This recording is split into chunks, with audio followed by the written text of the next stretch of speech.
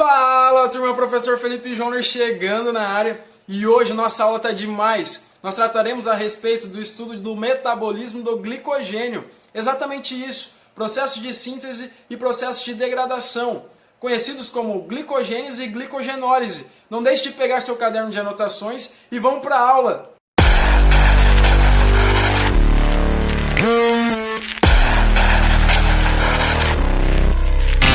Sejam todos muito bem-vindos à aula sobre o metabolismo do glicogênio nos animais.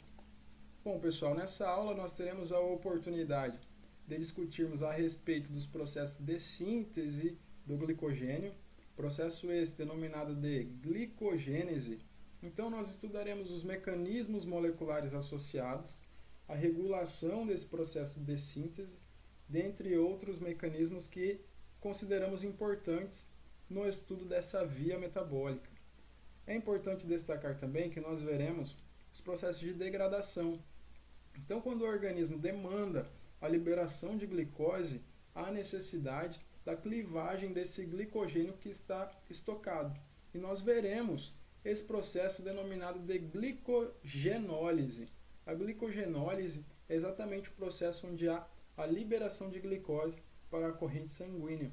Estudaremos os mecanismos moleculares associados a esse processo também e a sua regulação. Pois bem, o metabolismo do glicogênio nos animais é importante nós pensarmos que tanto plantas quanto vertebrados e também alguns micro-organismos, eles fazem com que o excesso de glicose seja convertido a formas poliméricas de armazenamento. Essas formas poliméricas de armazenamento podem ser definidas nas plantas como o amido, por exemplo, e no caso dos animais, esse armazenamento ocorre na forma de glicogênio. Esse glicogênio é também conhecido como um polímero de glicose, onde é armazenado seja no fígado, seja no músculo.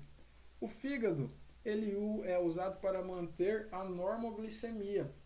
Então, cerca de 10% da massa úmida do fígado é compreendida como glicogênio. Já no músculo, esse glicogênio é usado para consumo próprio.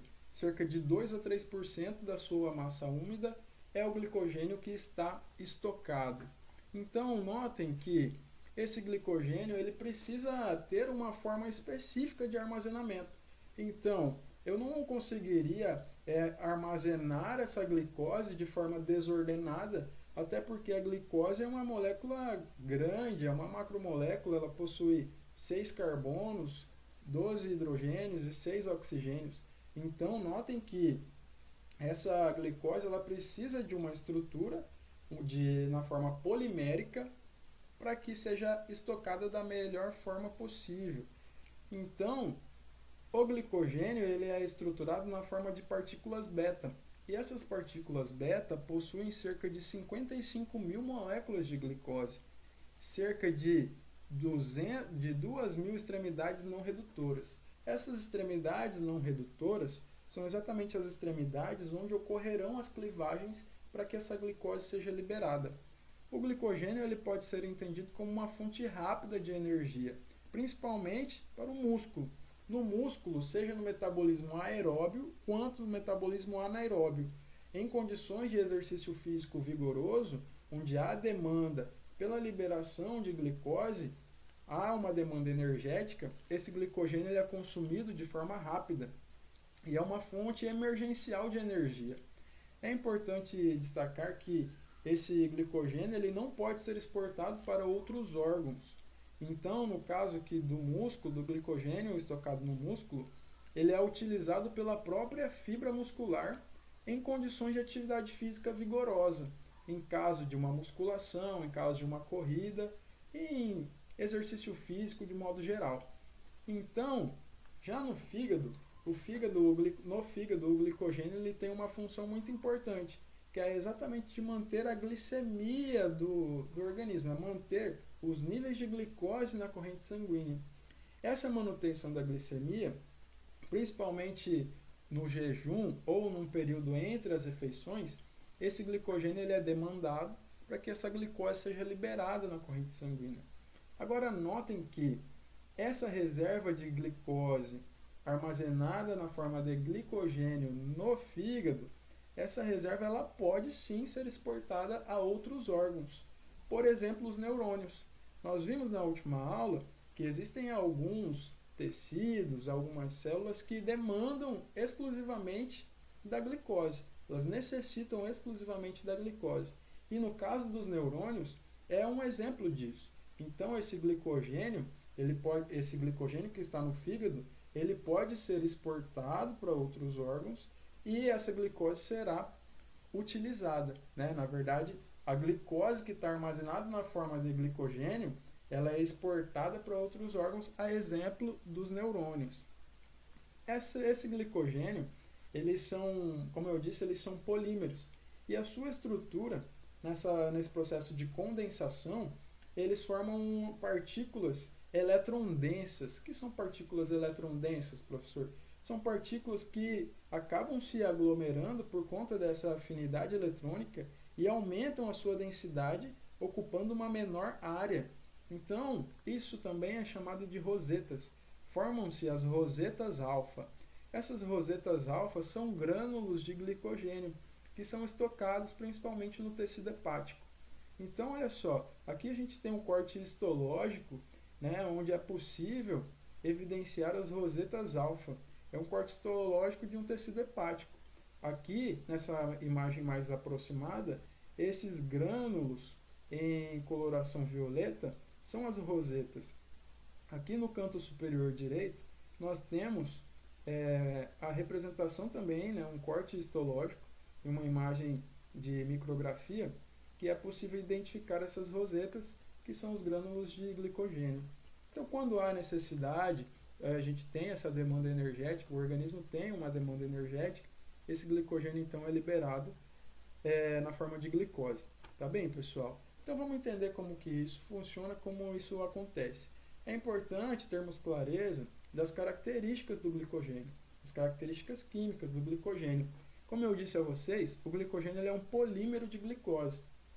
A compreensão do conceito de polímero é exatamente a junção de vários monômeros de glicose, então eles são ligados, uma glicose à outra, e forma-se um polímero, uma estrutura complexa, uma estrutura polimérica. Esse polímero de glicose, ele é então armazenado, seja no músculo, seja no fígado. Agora observem o seguinte, a glicose aqui é a representação de uma forma cíclica de glicose na projeção de Rahort. Essa glicose ela tem 6 carbonos, é uma hexose. Então notem que esses monômeros de glicose eles são liberados quando há essa demanda energética. Mas professor, como que acontece esse processo de polimerização? A gente vai estudar como se dá o processo de polimerização, mas eu quero destacar aqui para vocês as características da molécula de glicogênio. Como eu disse, o glicogênio ele é formado pelas junções de várias moléculas de glicose. E essas moléculas de glicose, elas são ligadas através da ligação alfa-1,4 ou alfa-1,6. Lembram-se que nós já comentamos a respeito da formação do laço osídico ou da ligação ortoglicosídica que se dá entre o carbono 1 de uma glicose e o carbono 4 de outra glicose. Nesse caso, nós temos a configuração alfa. Então, alfa-1,4. Aqui, nessa posição, nós temos a ligação do carbono 1 de uma glicose e do carbono 6 de outra glicose. Então, temos a configuração alfa-1,6. E a partir desse processo de ligações e, inclusive, das ramificações, aqui no caso da posição alfa-1,6, nós temos o início de uma ramificação no glicogênio. Aqui é possível identificarmos como essa molécula ela é estruturada. Notem que essa formação da ligação glicosídica, nós vimos em outro momento, que se dá através de vários monômeros de glicose. Aqui, se nós pensarmos na formação de um disacarídeo, nós temos a ligação do carbono 1 de uma glicose com o carbono 4 de outra glicose. Esse M-acetal que está aqui representado, que na verdade nada mais são do que compostos derivados de aldeídos e cetonas. Eles são formados pela reação entre um álcool e um grupo carbonila. A partir de uma reação de condensação, onde ocorre a liberação de água, nós temos a formação da ligação glicosídica. E essa ligação glicosídica ela é caracterizada pela junção do carbono 1 de uma glicose com o carbono 4 de outra, formando aqui o laço osídico, ou a ligação ortoglicosídica. Esse acetal que é aqui formado, ele pode ser entendido como uma molécula que tem um carbono que está ligado a dois oxigênios. Então tem um carbono aqui, o carbono 1, liga-se a esse oxigênio e está ligado a outro oxigênio. Então nós temos a formação desse acetal. Aqui, nessa representação desse disacarídeo, nós temos a maltose, que é exatamente a ligação entre duas moléculas de glicose. Tá bem, pessoal? Aqui foi exatamente para destacar a formação da ligação glicosídica. Agora, notem que esse metabolismo do glicogênio, ele pode, em dado momento, ocorrer em uma condição de anaerobiose. Para que a gente entenda o que significa anaerobiose, ela faz referência às reações químicas que ocorrem na ausência do oxigênio. Alguns organismos, através de reações catabólicas, eles são capazes de produzir energia a partir de nutrientes, especialmente a glicose. Agora, essa anaerobiose ela pode ser facultativa. Por exemplo, quando nós temos apenas carboidratos que servem como substrato para a produção de ATP. E é importante destacar que os lipídios e aminoácidos eles só podem ser degradados aerobicamente. Por que eu estou falando disso, pessoal? Porque na síntese de glicogênio, nós partimos de uma molécula de glicose e seguimos até então ao processo de condensação, onde há a formação de um polímero de glicose, que nada mais é que a molécula de glicogênio. Já na degradação é o inverso. A gente tem uma macromolécula, tem o glicogênio, e esse glicogênio ele é degradado até a forma de glicose. Então, notem o seguinte, que o processo de síntese do glicogênio, nesse processo de síntese do glicogênio, há necessidade, há uma demanda inicial pela elevação da energia da molécula de glicose. Então, essa molécula de glicose ela possui uma dada energia, mas para que ocorra a síntese do glicogênio, a gente precisa aumentar essa energia em uma escala, fornecendo energia a essa molécula, de tal forma que seja possível o processo de condensação e o processo da formação do polímero. Notem que esse processo de síntese ele é formado, ele ocorre a partir de uma proteína chamada de glicogenina. A glicogenina, quando ela está ligada a 8 resíduos de glicose, ela é também entendida como um glicogênio pré-formado. Então, a síntese de glicogênio, ela não acontece do zero, do absoluto zero. Ela parte de um glicogênio pré-formado. E a glicogenina, ela possui uma função muito importante nesse processo. Professor, mas qual a função dessa proteína na síntese do glicogênio? A gente vai identificar exatamente agora. A glicogenina, ela é importante para iniciar a síntese do glicogênio. Então, essa síntese, o start dela é a partir dessa proteína.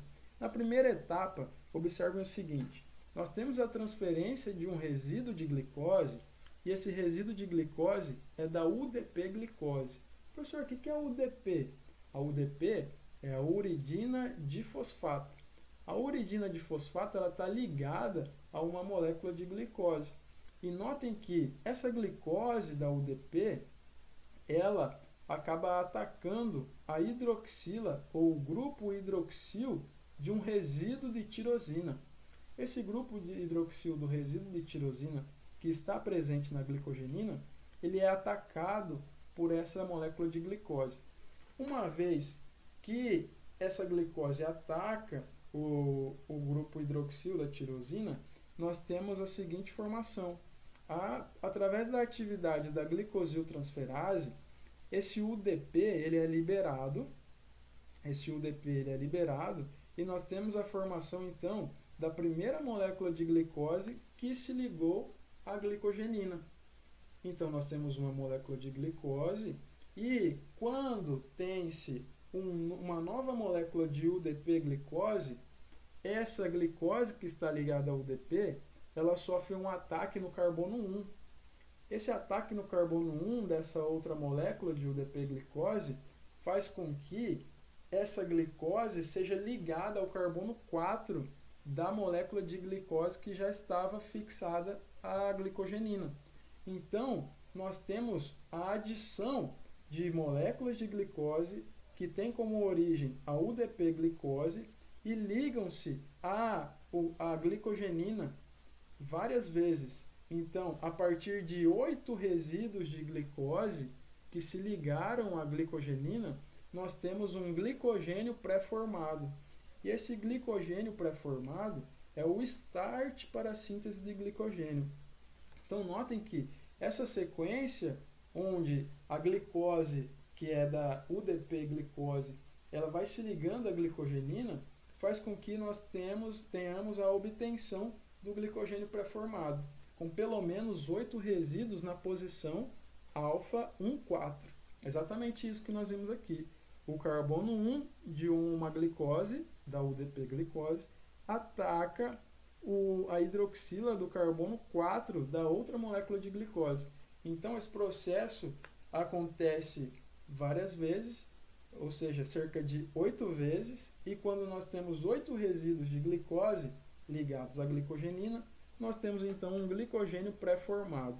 Beleza, pessoal? Ficou claro esse mecanismo? É um mecanismo em que a glicogenina ela se utiliza para a formação do glicogênio inicial. É o glicogênio que vai dar o start no processo de síntese. Pois bem, a partir desse momento, eu disse a vocês que há necessidade, então, da elevação dos níveis de energia da glicose. Essa elevação ocorre de que forma, professor? Ocorre a partir de um gasto de ATP. Então, há necessidade de um investimento de energia. Esse investimento de energia vai acontecer através da conversão de um ATP, e esse ATP vai a ADP. Indo a ADP, esse fosfato, um dos fosfatos, é transferido para a molécula de glicose pela ação da enzima hexocinase. Então, a hexocinase faz com que o ATP, um fosfato do ATP, seja transferido para o carbono 6 da molécula de glicose. E nós temos, então, a formação da molécula de glicose 6-fosfato. Então, está aqui essa transferência de um fosfato que foi realizada para o carbono 6. Notem o seguinte, a próxima etapa é exatamente a mudança da posição desse grupo fosfato. Nós vamos mudar a posição desse grupo fosfato. Quem realiza essa função é a enzima fosfoglicomutase. A fosfoglicomutase, ela muta a posição do fosfato que estava no carbono 6 e agora foi para o carbono 1 da molécula de glicose. Então, nós temos a molécula de glicose 1-fosfato. Pois bem, a partir dessa etapa, pela ação da enzima UDP-açúcar pirofosforilase, essa molécula de glicose 1-fosfato, ela será convertida a UDP-glicose. Professor, mas de que forma a glicose 1-fosfato é convertida a UDP-glicose? Notem que há a adição de UTP. Esse UTP, ele entra na reação e nós temos então a liberação de um pirofosfato, PPI. Esse pirofosfato é liberado, fazendo com que o UDP se incorpore à glicose. Então, a uridina difosfato-glicose. Agora nós temos a molécula de UDP. Lembraram dela? Então, notem o seguinte, a partir do momento que o UTP entra nessa reação, ele libera um pirofosfato. Esse pirofosfato, há necessidade que ele seja clivado. Ele vai ser clivado em 2 fosfatos inorgânicos. Então, esse PPI, ele é clivado e libera PI mais PI, 2 fosfatos inorgânicos. Essa clivagem faz com que essa reação seja irreversível. Então, não há possibilidade da UDP-glicose voltar a se tornar glicose 1-fosfato, exatamente por conta dessa clivagem aqui do pirofosfato. A partir do momento que nós temos a UDP-glicose, a uridina difosfato-glicose, essa uridina ela vai ser incorporada ao glicogênio pré-formado. Ela vai ser adicionada ao glicogênio pré-formado. Por quê, professor? Exatamente por conta da glicogênio sintase. O que a glicogênio sintase ela faz? Ela vai fazer com que ocorra a liberação do UDP. Esse UDP ele é liberado porque num segundo momento ele será regenerado. Como que ele vai ser regenerado?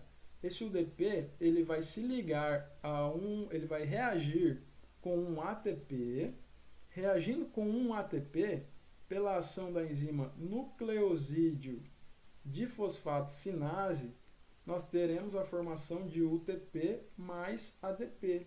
E esse UTP ele é então regenerado, porque ele será utilizado nas próximas reações aqui, na conversão da glicose 1-fosfato a UDP-glicose. Entenderam? Então a glicogênio sintase ela faz a conversão de UDP-glicose, liberando esse UDP e fazendo com que a glicose seja incorporada ao glicogênio pré-formado, com que essa glicose se ligue ao glicogênio pré-formado. Então agora nós temos um glicogênio N mais uma glicose.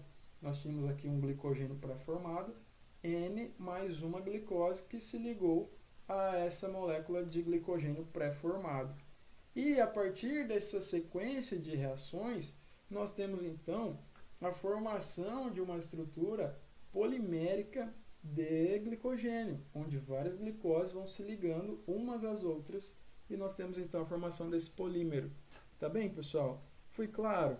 E espero que possam anotar todas as dúvidas e a gente vai esclarecer isso, tá bom? Aqui, avançando, é importante destacar o seguinte.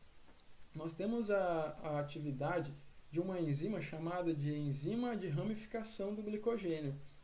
Nesse processo de síntese que nós acabamos de analisar, além da formação de uma sequência linear, a gente tem a formação de ramificações. E essas ramificações, elas ocorrem a partir da ação da enzima de ramificação. Essa enzima de ramificação, ela marca o núcleo do glicogênio, que é exatamente a glicogenina, a partir daquele glicogênio pré-formado, e ela faz uma clivagem a partir de 4 moléculas de glicose, e nessa clivagem ela reposiciona, ela redimensiona toda essa ramificação, formando uma ligação alfa 1,6 em um novo ponto de ramificação. Então ela pega essa estrutura que estava de forma linear, faz uma clivagem e reposiciona no carbono 6 do início da formação do glicogênio. Então aqui, ó, depois que ela clivou, ela reposicionou no carbono 6 e agora a gente tem um ponto de ramificação alfa 1,6. Beleza? E a partir dessa sequência, novas ramificações são formadas. E por isso a estrutura do glicogênio é uma estrutura complexa. Cada cadeia possui cerca de 12 a 14 resíduos de glicose. Notem que aqui nós temos a glicogenina. Essa glicogenina ela dá origem a um iniciador. Lembra que nós vimos que o iniciador possui 8 moléculas de glicose inicialmente? E depois desse iniciador, nós temos ramificações. Então, nós temos uma primeira camada de ramificação. Então, glicogenina, ramificador. O ramificador é a primeira camada. A segunda camada, nós temos aqui, evidenciada nessa coloração violeta, temos a terceira camada, a quinta camada de ramificação, a quarta camada de ramificação e a quinta camada de ramificação. Nesse exemplo aqui, desse glicogênio, nós temos apenas 5 camadas. Mas eu disse a vocês que cada cadeia, cada roseta daquela possui de 12 a 14 resíduos de glicose. Então é muita glicose. Lembra que são cerca de 55 mil resíduos de glicose e elas são condensadas para que se tenha um menor espaço possível ali e sejam devidamente armazenadas. Então esse processo de condensação faz com que a gente tenha a formação dos grânulos, das rosetas, que serão estocadas principalmente no fígado e também na musculatura, tá bom? Então, quando nós pensamos no processo de síntese, foi isso, tá? Então a gente entendeu a função da glicogenina, a importância do glicogênio pré-formado, a necessidade de elevação da energia da molécula de glicose, formando glicose 6-fosfato, depois glicose 1-fosfato e na sequência a formação da UDP-glicose, que vai ser liberado o UDP e nós temos então a junção da molécula de glicose ao glicogênio pré-formado. Agora nós vamos falar da glicogenólise. A glicogenólise é compreendida como um processo de degradação do glicogênio, é a degradação do glicogênio. Então esse glicogênio que está armazenado ou está estocado, seja no fígado ou no músculo, ele pode ser mobilizado pela célula. Então qual a condição metabólica para mobilizar as unidades de glicose das ramificações externas do glicogênio? Em que condição o organismo precisa estar para que esse glicogênio seja mobilizado? Duas condições. Uma primeira delas é o jejum, ou ainda um período entre as refeições, onde o indivíduo, o organismo, esteja em um estado não alimentado. Então notem o seguinte, que nesse estado não alimentado, os níveis de glicose na corrente sanguínea diminuem. Com a diminuição dos níveis de glicose na corrente sanguínea, nós temos então a elevação da concentração do glucagon, que é um hormônio contrarregulatório da insulina.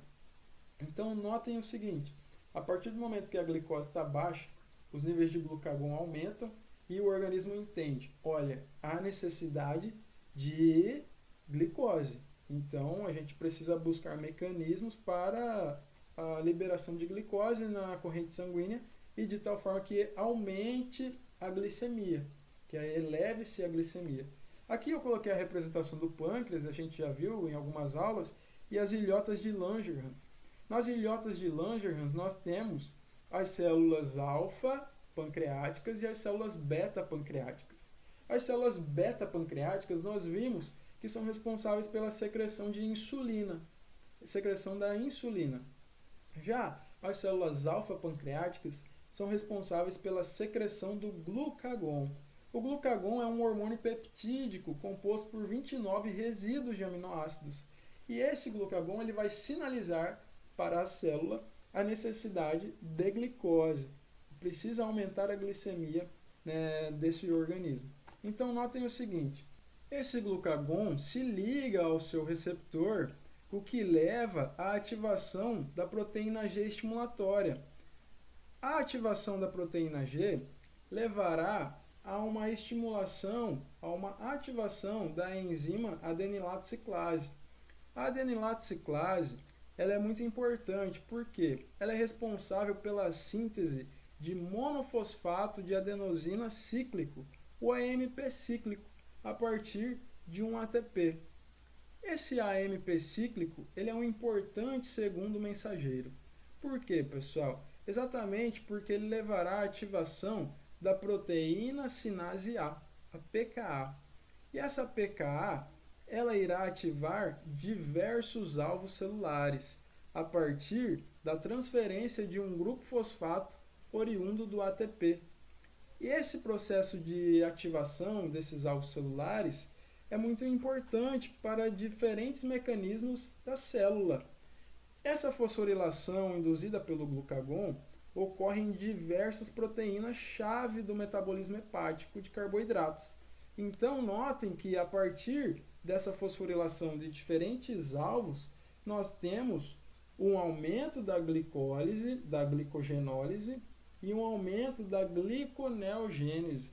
Então, esse mecanismo, onde o glucagon é um importante sinalizador, ele vai induzir uma resposta. Quais são essas respostas? Exatamente a degradação do glicogênio, permitindo a liberação de glicose na corrente sanguínea, e também o estímulo da via da gliconeogênese, um importante mecanismo de resposta para a síntese de glicose a partir de precursores diferentes de carboidratos. Então notem que isso é muito importante para a célula. Um outro detalhe é exatamente que esse glicogênio que está formado, que está armazenado, essas unidades de glicose elas serão mobilizadas. Uma vez que são mobilizadas, são direcionadas para a via glicolítica, e sofrerá principalmente com a ação de 3 enzimas, que são enzimas-chave para o estudo da glicogenólise. Dentre elas, a glicogênio fosforilase, a enzima de desramificação e a fosfoglicomutase. Notem o seguinte, que essas enzimas, principalmente a glicogênio fosforilase, ela vai realizar a clivagem de uma extremidade não redutora. Essa extremidade não redutora é exatamente a extremidade que será quebrada pela ação da glicogênio fosforilase e será liberada para a corrente sanguínea. Mas, professor, como que isso acontece? Isso acontece exatamente porque o piridoxalfosfato ele fornece um fosfato inorgânico.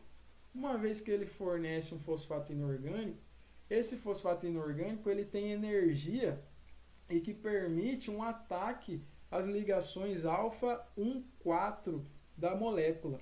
Uma vez que atacou essa ligação ortoglicosídica, faz com que essa extremidade seja liberada, essa extremidade não redutora seja liberada. E ela é liberada como? Ela é liberada na forma de glicose 1-fosfato. Exatamente porque esse fosfato inorgânico ele atacou o carbono 1 da glicose. Agora nós temos a glicose 1-fosfato. Essa glicose 1-fosfato ela sofrerá com a ação de outras enzimas. E nós veremos como isso acontece.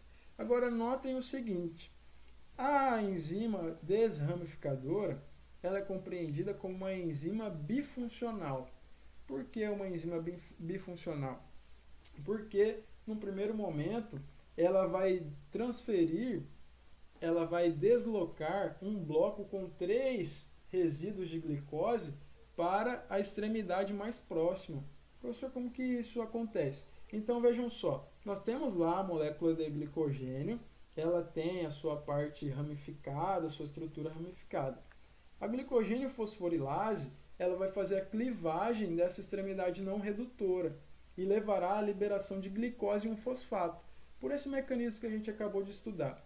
Notem que essas moléculas de glicose 1-fosfato elas estão sendo liberadas.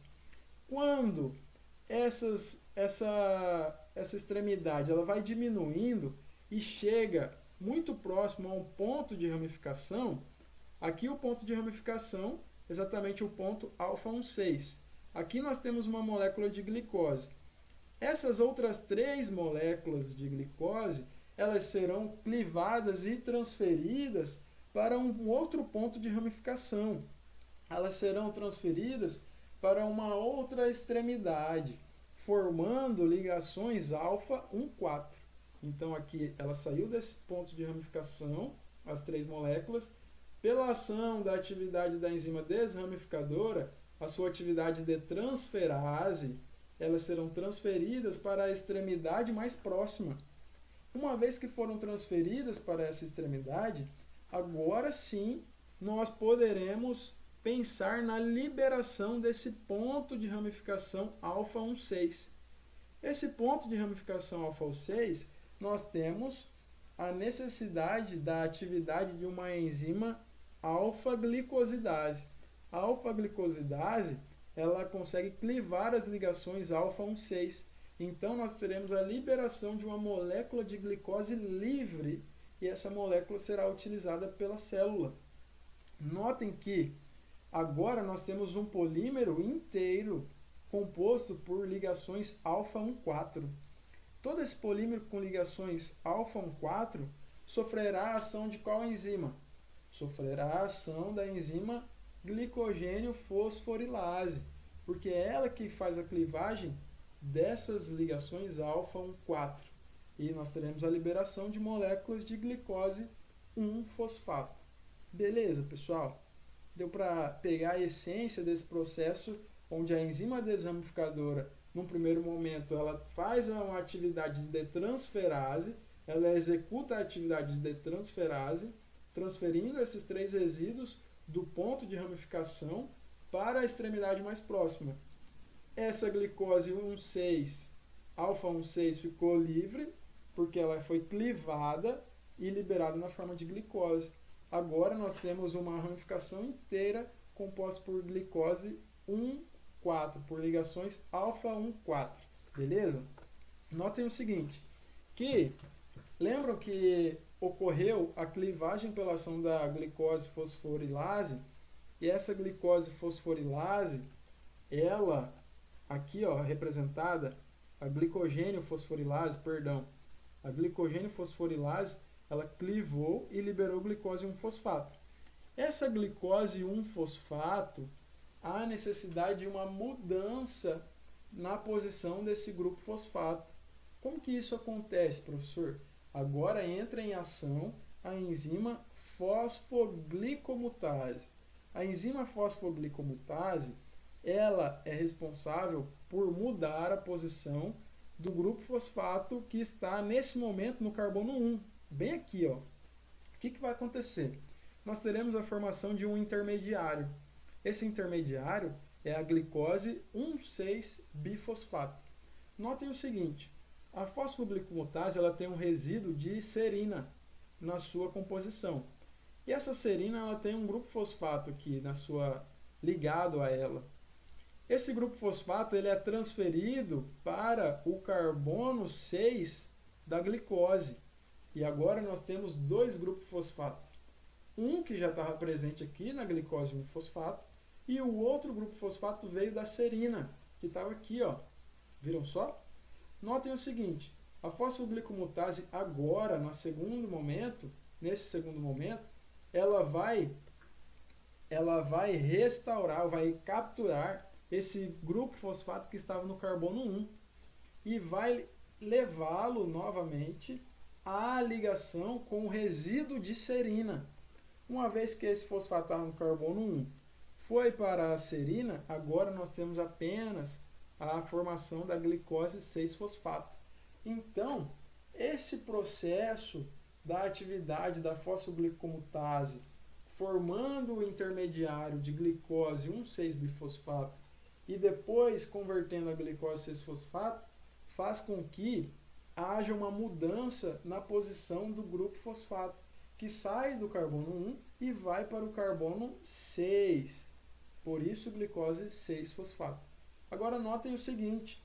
Agora que nós temos uma molécula de glicose 6-fosfato, essa glicose 6-fosfato que está no citosol, ela vai acessar o lúmen do retículo endoplasmático através do transportador do tipo 1. Transportador de glicose 6-fosfato do tipo 1. Ela acessou o lúmen do retículo endoplasmático e essa glicose 6-fosfato ela sofrerá a ação da enzima glicose 6-fosfatase. A glicose 6-fosfatase ela cliva esse grupo fosfato e libera na forma de fosfato inorgânico. Uma vez que liberou esse fosfato, agora nós teremos a glicose livre. Essa glicose ela será transportada do lúmen do retículo endoplasmático para o transportador de glicose do tipo 2.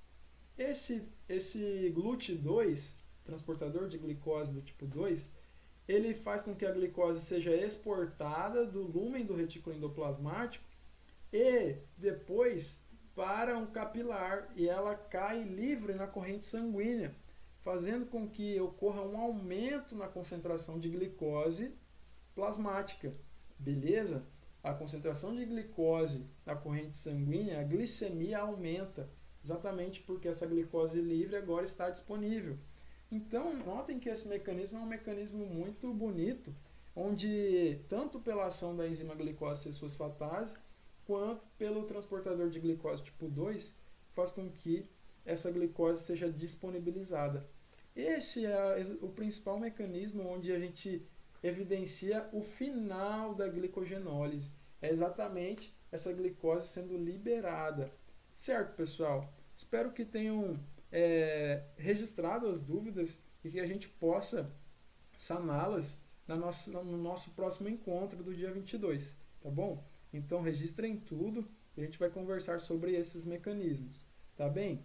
Eu espero que tenham gostado da aula de hoje. É uma aula em que trouxe à luz o mecanismo da glicogenólise e da glicogênese a respeito do metabolismo do glicogênio nos animais. Então, aqui algumas referências que vocês já conhecem e podem consultar também de forma complementar.